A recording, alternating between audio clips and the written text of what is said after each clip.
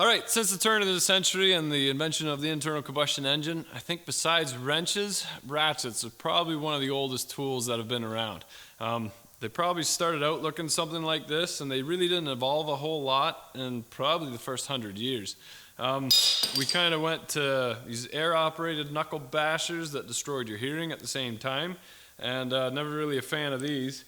But Milwaukee sent me a couple brushless, cordless ratchets, and I got to tell you, if this is the way the tools are going, you can count me in for another couple decades of working on equipment. So let's compare some ratchets. Let's check out this brushless one, and here we go.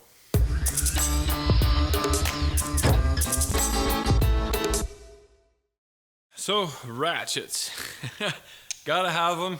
Which one's the best one? I've been in the trade for, I don't even want to say anymore, 15, 20 years. And I've come across, tried a few different ratchets out.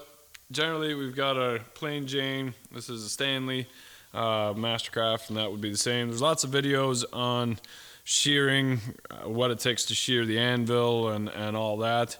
I'm not that channel. I won't be doing reviews on shiny new tools working in ideal conditions, because that's not my work. My work is dirty, and it's greasy, and it's big. So these ratchets are old. Probably has some dirt in it. This ratchet, I don't know if you can see it. It starts going, I can flick it into reverse just by using it. I've had a couple of these ratchets do it. Or you're going to loosen something, all of a sudden you're tightening something. Garbage. I hate them. So I thought I'd step it up. When I was just finishing school, they came out with these. This is a Mac.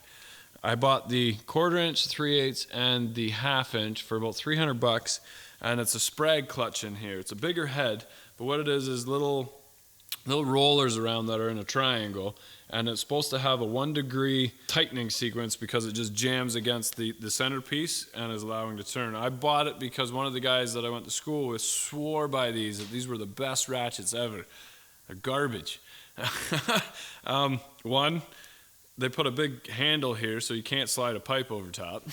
And they do that on purpose, because even if you pull on it with your own strength, you crack the little Sprag clutches around it, and I cannot flick this thing into reverse and forward easily.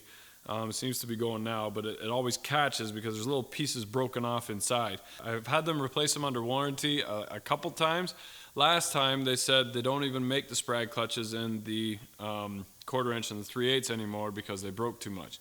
So they replaced my 1/2 inch with another Sprag clutch, with quickly broke, and just gave me a normal gear ratchet Mac for my 1/4 and my 3/8, and they didn't even match. The 3/8 is in my box, and it doesn't even have the nice handle. A little disappointed with that, because they didn't give me my money back. They just gave me a cheaper ratchet and said, sorry, we don't make those ratchets anymore. And that's one of the reasons why I've said it before, where I don't go with the more expensive companies. I was very disappointed with that, and yeah, it is what it is. I'd rather go get some more Mastercrafts and just take them back to town. But times are changing. So everybody knows the air ratchets. I was never a big fan of air ratchets because we call them knuckle busters. This is a 3/8, and it had decent power. I think this is a Stanley. I'm not even sure. I had some more expensive Mac and Snap-on ones. They're long gone. I was very disappointed in this 1/4 inch ratchet. Even these were very handy for taking off like hose clamps and stuff like that, where you just want to spin it off quick. But it didn't take very long for this to break. We always had to oil the heads, and you always have to throw oil in the bottom every time you plug it in, unless you have shop air oilers.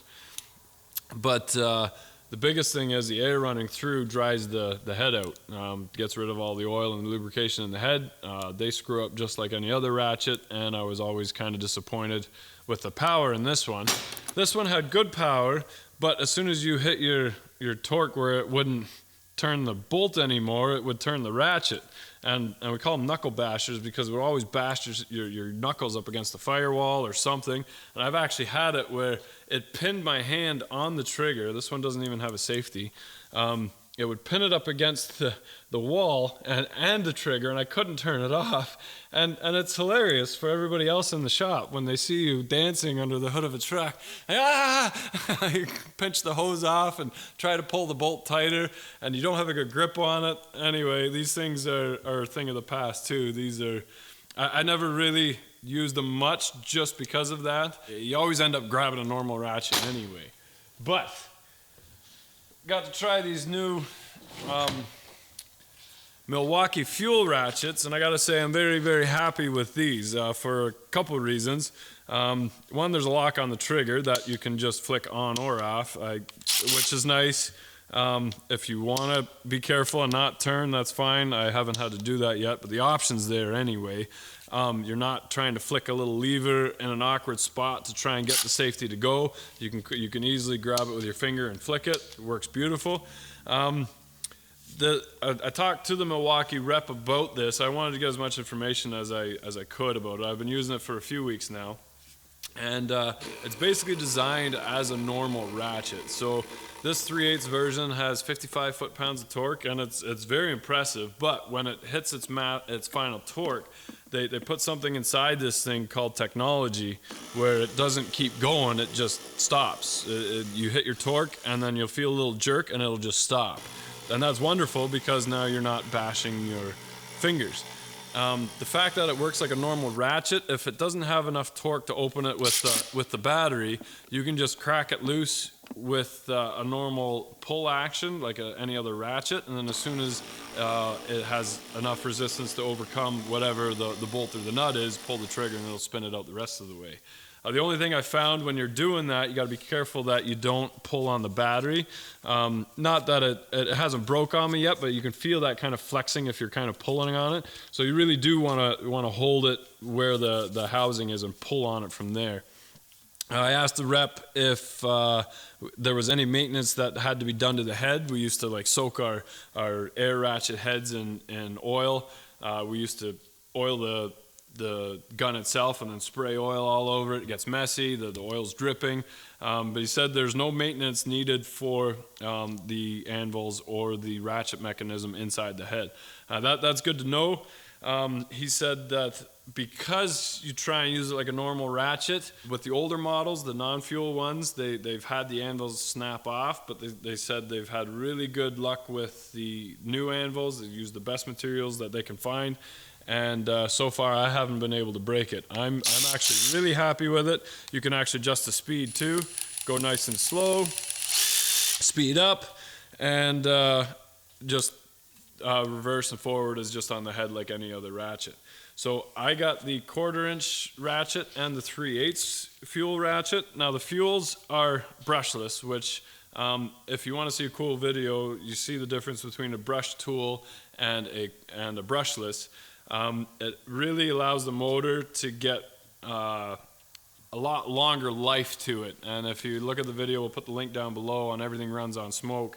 Once you let the smoke out, then it doesn't work anymore. But these always keep the smoke inside. The rep guaranteed that you cannot let the smoke out of these things. 5-year warranty, I believe. And nice too, that nice light to show you where you're working, and also the battery life. Just a quick pull on the trigger every time the battery light shows up to tell you how much juice you have left. Nothing worse than going to a site or going underneath and going to pull the trigger and the battery's dead. So we'll put the link down below if you guys want these ratchets. I think they just came out. Again, very, very happy with them. And you can see it's already dirty, it's already scratched, because I won't do a review on a brand new tool that I get to unbox and show you how amazing it is. If I'm not happy with it, I won't tell you that I am. But very happy with these Milwaukee fuels. And these, it's funny that 5-10 years ago we would have laughed at the idea that all our tools are going to be battery powered, and really that's the way that we're going. So Milwaukee's trying hard to make a big impact in the automotive sector, and very impressed with their tools so far.